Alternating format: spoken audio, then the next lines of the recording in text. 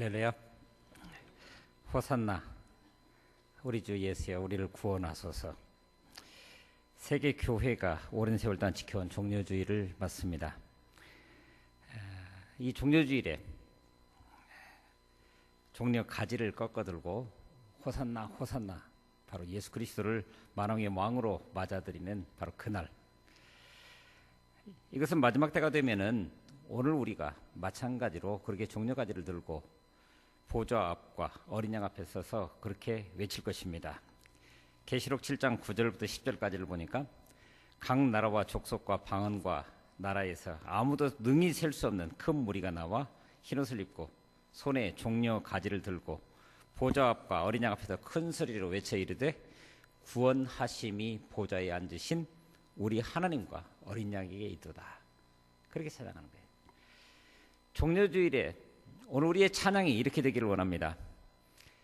그래서 이 찬양이 마지막 날 바로 큰 무리들과 함께 보좌 앞에서 그 어린 양 앞에서 하나님을 찬양하는 귀한 역사로 우리 삶 가운데 늘 함께 할 수 있기를 간절히 바랍니다.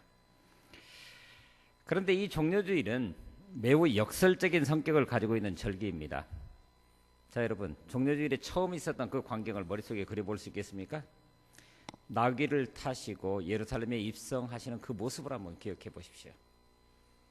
만왕의 왕이 하얀 백말에다가 창금 기치를 거느리고 수많은 군사들과 함께 개선 행진을 하는 것이 아니라 나귀 새끼를 타고 타박타박 걸으면서 12명의 보잘것없는 제자들과 함께 그 호의를 받으시면서 들어가고 있는 그 모습, 참 역설적이죠? 어떤 분이 그런 말씀을 하십니다. 이날만이 역설적인 것이 아니라 이 땅에 오시면서 우리 주님은 처음부터 그렇게 역설적인 삶을 사셨다는 겁니다. 첫째는 태어나실 때 요람이 아니라 나귀를, 말구유를 빌려서 거기에 누우셨습니다. 그분이 3년 공생애를 사실 때 설교하시던 그런 모습들을 보시면은 남의 배를 빌려 타고 무대에서 약간 거리를 떼고 말씀을 선포하시는 모습을 볼 수 있습니다. 오늘 본문에서는 나귀를 빌려 타시고 예루살렘에 입성하시는 모습을 볼 수 있습니다. 그리고 이제 조금 있으면은 제자들과 마지막 만찬을 벌이시게 될 것인데 그때도 남의 다락방을 빌려서 만찬을 지내고 있는 모습을 볼 수 있습니다. 마지막 순간 십자가에 달렸다가 돌아가심으로 미리 준비되지 않았기 때문에 아리마대 요셉의 새로 판 무덤을 빌려 쓰셨던 것을 볼 수 있습니다. 참으로 역설적입니다. 그 중에서도 오늘 본문 종려주일에 우리 주님이 예루살렘 성에 입성하는 것은 정말 크나큰 역설입니다. 지금 승리의 환호성이 울려 퍼집니다. 수많은 군중들이 모여서 호산나 호산나 외칩니다. 그런데 일주일도 되지 않아서 처참한 고난과 십자가로 이어지는 사건이 계속되고 있다고 하는 것, 그리고 그 고난과 십자가가 영원히 지속되는 것이 아니라 사흘 만의 영광과 부활과 함께 오늘 우리에게 영생으로까지 이어진다라고 하는 이 사실이 역설의 역설을 이어가고 있는 것을 우리가 볼 수 있습니다. 그러면서 오늘 우리 본문 속에서 이 역설의 의미를 좀 살펴볼까요? 오늘 우리는 살아가면서 수많은 성공과 실패를 경험하게 됩니다. 가령 누군가 새로운 사업을 펼쳐나간다고 한번 생각을 해보십시다. 사업은 분명히 불확실성으로부터 시작을 합니다. 성공을 할지 실패를 할지 그 누구도 모릅니다. 하지만 만약 그 사업을 시작하기 전에 그 사업의 성패에 대해서 확실히 안다고 한다면 어떻게 될까요? 그 사업이 장차 큰 성공을 거둘 것이 확실하다면 우리는 두말할 것 없이 과감한 투자를 하게 될 것입니다. 누구도 성공을 마다할 사람은 이 세상에 그 어느 누구도 없기 때문일 것입니다. 만약에 누군가가 그야말로 낯선 길을 간다고 한다면 또 어떨까요? 미지의 세계를 간다는 것은 늘 신비한 경험이기도 하지만 또 반대로 두려움으로 그 길을 걸어갈 수밖에 없는 것이 우리의 현실입니다. 그런데 그 길을 계속 가면 무엇이 나올지 잘 아는 그 길을 간다고 한다면 더더군다나 그것도 그 길 끝에 고난과 시련이 기다리고 있다라고 하는 것, 심지어는 죽음이 기다리고 있다는 것을 더 잘 안다고 한다면 과연 누가 그 고난과 시련의 길을 기꺼이 가겠습니까? 그런데 주님은 바로 그런 길을 지금 걸어가고 계십니다. 참으로 신비롭고 경이롭기까지 한 바로 그 길을 그렇게 걷고 계십니다. 그 길은 시작부터 범상하지 않습니다. 2절 말씀을 한번 같이 보겠습니다. 이르시되 너희 맞은편으로 가라. 그리로 들어가면 곧 아직 아무 사람도 타보지 않은 나귀 새끼에 매여 있는 것을 보리니 풀어 끌고 오너라. 왜 나귀를 데려오라고 하셨을까요? 왕의 개선 행진이라고 한다면, 왕의 입성이라고 한다면 흰 말과 기치 창금과 아니면 마차를 타고, 휘황찬란한 마차를 타고서 위풍당당하게 입성을 하셔야 하는 것 아닙니까? 그런데 주님은 분명히 만왕의 왕이시면서 지금 나귀 새끼 하나를 타고 그야말로 우스꽝스러운 모습으로 입성하고 계시는 것입니다. 어떻게 보면 유치하고 애들 소꿉장난 같아 보입니다. 그러나 그것은 우리가 이미 알고 있는 대로 하나님께서 성경에서 미리 보여주신 그대로 메시아의 길이 이런 것이다 라고 하는 것을 있는 그대로 보여주시는 것 같아 보입니다. 그분은 겸손하셔서 나귀에, 그것도 새끼를 타셨다라고 스가랴서 9장 9절에서 우리에게 분명히 말씀하고 있기 때문입니다. 그리고 그를 따르는 제자들이 있습니다. 예루살렘까지 지척에서 함께 했던 12제자들, 그 길의 의미에 대해서는 그들은 이미 들어서 잘 알고 있는 길이었습니다. 마태복음 16장에 보면은 베드로는 그 유명한 신앙 고백이 나옵니다. 주는 그리스도시요 살아계신 하나님의 아들이십니다. 그런데 놀랍게도 이 고백을 들으시고 예수님께서는 비로소 제자들에게 경고하시면서 자기가 그리스도인 것을 그 누구에게도 알리지 말라라고 하십니다. 그리고 이어서 앞으로 될 일을 이렇게 말씀하십니다. 마태복음 16장 21절입니다. 이때로부터 예수 그리스도께서 자기가 예루살렘에 올라가 장로들과 대제사장들과 서기관들에게 많은 고난을 받고 죽임을 당하고 제3일에 살아나야 할 것을 제자들에게 비로소 나타내시니, 그리고 복음서 여러 곳을 서로 비교해 보면은 예루살렘에 올라가시기 전까지 적어도 3번 이상을 예루살렘에 올라가서 이렇게 고난을 받고 십자가에 달려 죽는다.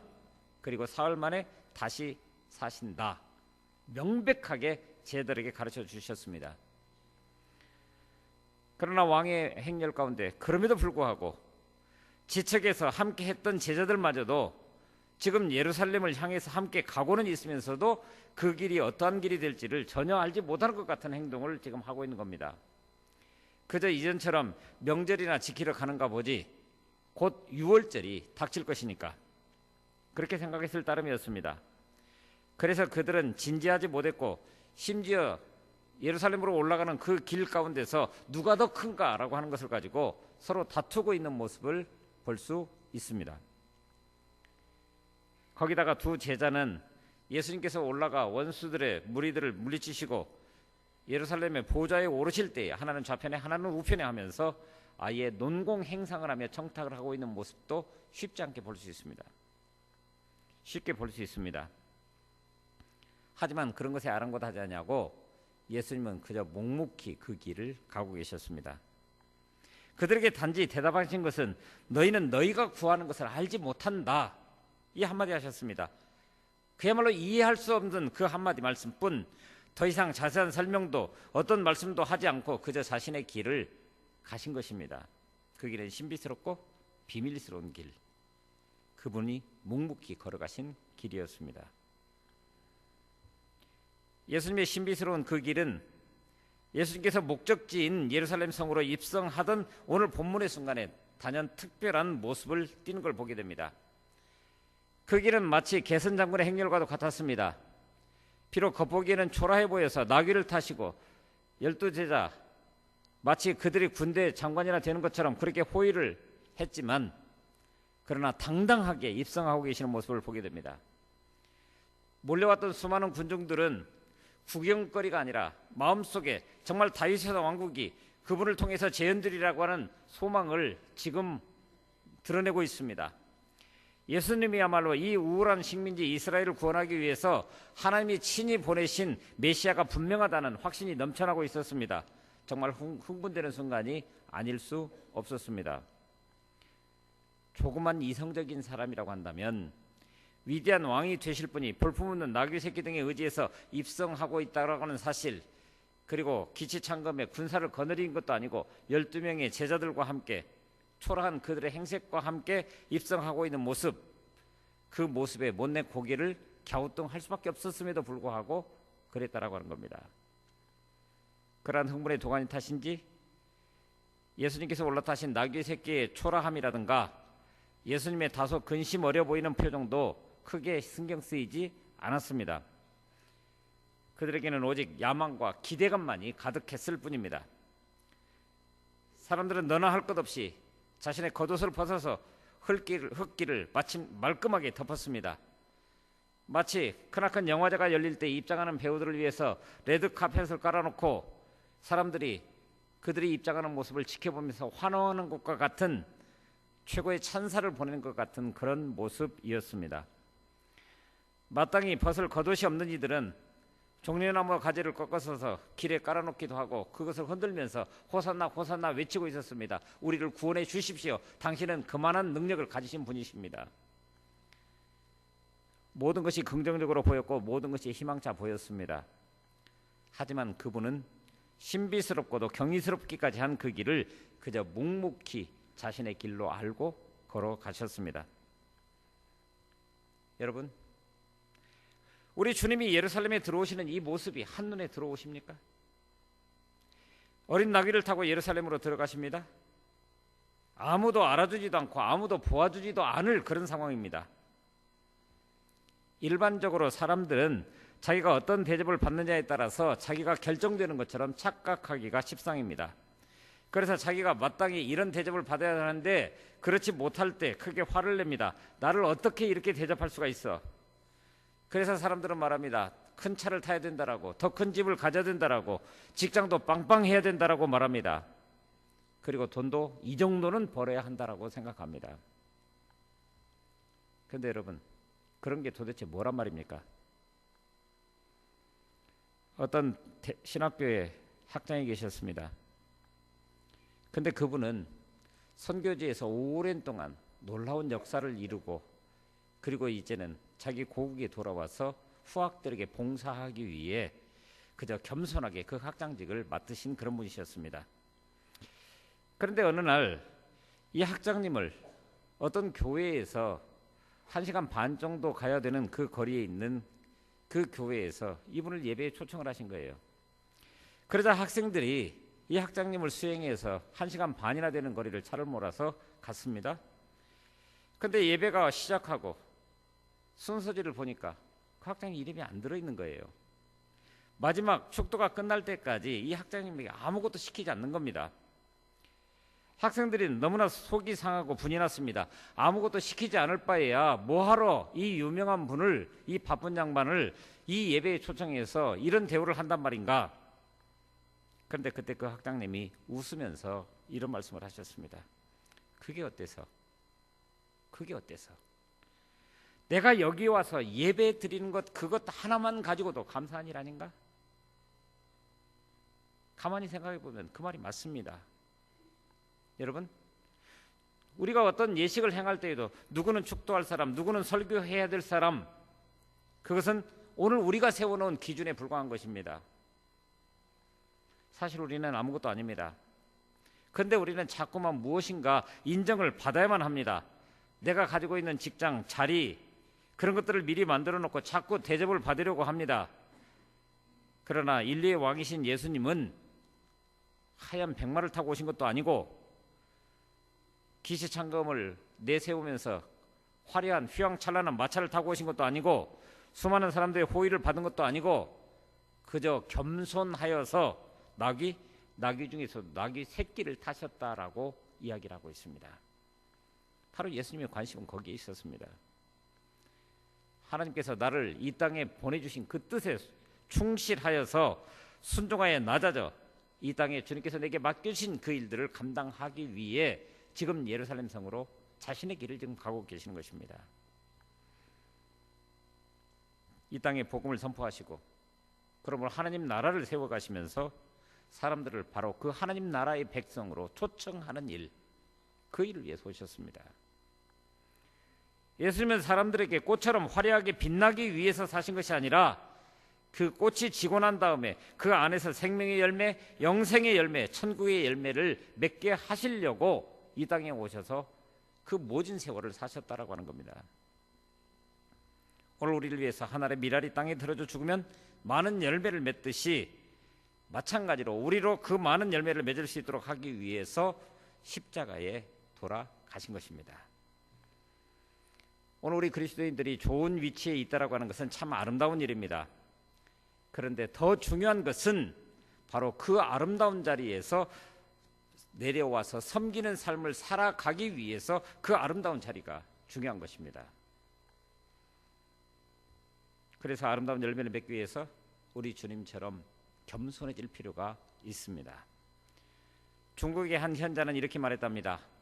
바다가 모든 물들 가운데 왕이 되는 것은 바다가 가장 아래에 있기 때문이다. 그래서 모든 강물들을 다 받아들임으로 인해서 모든 물들의 왕이 될 수 있었다라고 하는 겁니다. 예수님은 바로 그런 분이십니다. 만왕의 왕이시면서도 가장 아래서 모든 사람들을 섬길 수 있었기 때문에 이 세상에서 정말 크나큰 영광을 받기에 합당하신 그분이시라고 하는 겁니다. 그런 의미에서 오늘 우리는 질문할 수 있어야 됩니다. 우리가 선택해서 묵묵히 걸어가야 할 그 길은 도대체 어떤 길이냐? 예수님의 고난의 길은 이렇게 시작되었습니다. 화려한 박수갈채 속에서 시작되었지만은 예수님은 그 길의 끝을 이미 알고 계셨습니다. 다 아시면서도 마치 모르는 사람처럼 묵묵히 그 길을 가셨습니다. 굳이 자신이 장차 어떤 길을 갈지에 대해서 설명하지도 않으시고 오직 자신 외에는 그 길을 갈 자가 없음을 아셨기 때문에 그저 묵묵히 그 길을 걸어가신 것뿐입니다.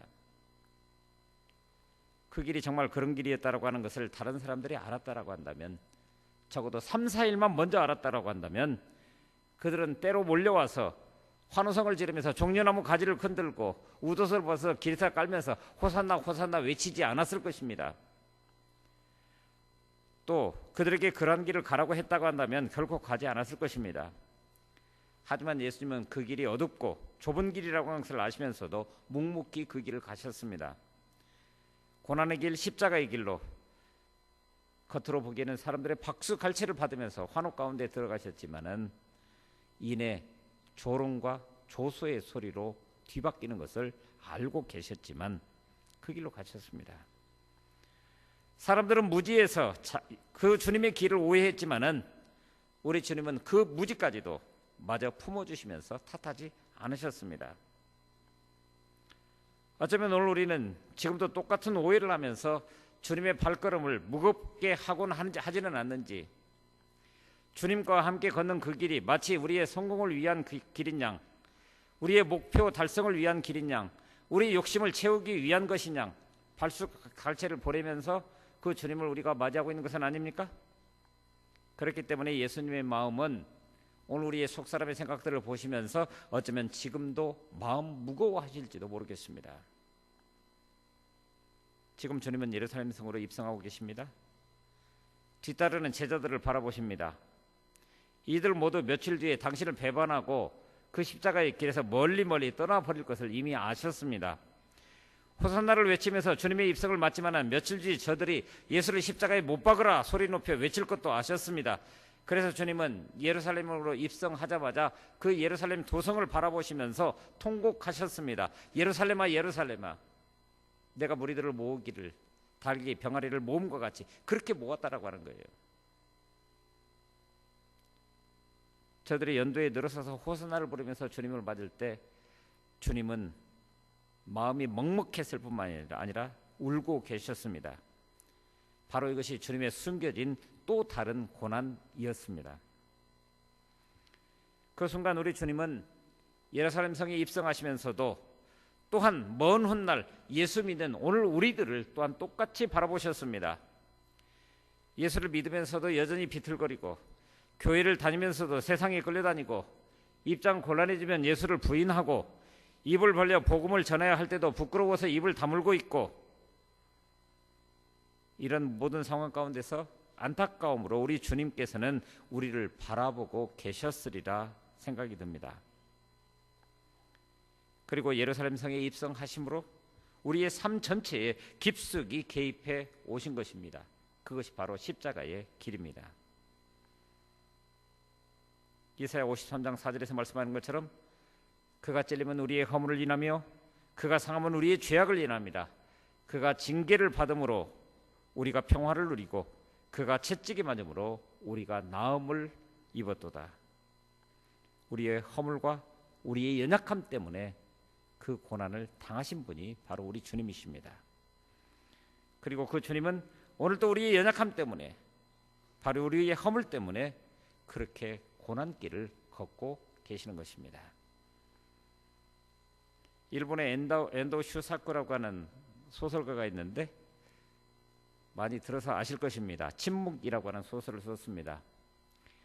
이 소설은 일본에서 선교하고 있었던 크리스토 페레라라고 하는 신부가 일본의 도쿠가와 정권의 고문에 굴복해서 배교했다라고 하는 소식이 전해지자 그를 가장 존경했었던 제자인 3명의 신부가 생명을 걸고 일본으로 잠입해 들어가는 것으로부터 시작이 됩니다.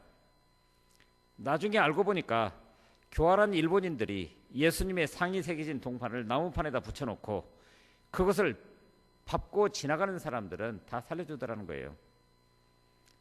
그런데 이 페레라 신부에게는 이것을 밟고 지나가지 않으면 앞에서 이 동판을 밟고 지나간 교인들도 모두 죽이겠다라고 협박을 했다는 겁니다. 교인들을 죽이겠다는 그 협박에 페레라 신부는 바로 그 동판을 밟고 배교의 길을 걸어갔다라고 하는 거예요. 시간이 흘러서 이제 3명 중에 한 사람, 이 소설의 주인공 로드리고 신부도 결국 잡혀서 고문을 당하게 됩니다. 페레라 신부와 같은 상황에 놓이게 되었습니다. 로드리고는 바로 그 동판을 밟지도 또 밟지 않을 수도 없는 그런 난감한 상황 속에 빠지고 말았습니다. 그런데 바로 그때에 이 로드리고 신부에게 예수님께서 나타나셔서 이렇게 말씀하십니다. 나를 밟아라. 나는 본래 밟히기 위해서 세상에 온 것이 아니냐? 나를 밟을 때 내 마음이 아플 것이다. 나를 밟을 때 네 마음이 아플 것이다. 그러나 마음으로 아파해 주는 그 사랑 하나만으로 나는 족하다. 그때 로드리고 신부는 주님께 따져 묻듯이 이렇게 물었습니다. 주님, 왜 이렇게 많은 사람들이 고통을 당하고 있는데 언제까지나 침묵만 하고 계십니까? 그러자 예수님께서 다시 말씀하십니다. 내가 침묵하고 있는 것이 아니라 바로 너와 함께 그 고난 가운데 같이 하고 있다. 주님은 오늘도 우리 때문에 고난을 당하고 계십니다. 아니, 오늘 우리의 고난 가운데 함께 하십니다. 십자가에 달리셔서 우리의 죄를 사해 주셨을 뿐만 아니라 우리의 허물과 우리의 연약함 때문에 고난을 스스로 당하고 계시는 것입니다. 우리가 세상 한복판에서 주님을 부인하고 살아갈 때 주님은 마음 아파하시면서도 우리에게 화를 내시거나 책망하지 않으십니다.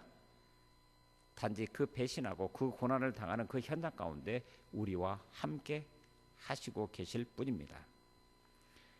우리가 이 세상과 맞서 싸우면서 때로 넘어지고 때로 괴로워서 몸부림칩니다. 그때 주님은 우리 곁에서 함께 괴로워하시고 함께 고난을 받으십니다. 우리와 함께 하십니다.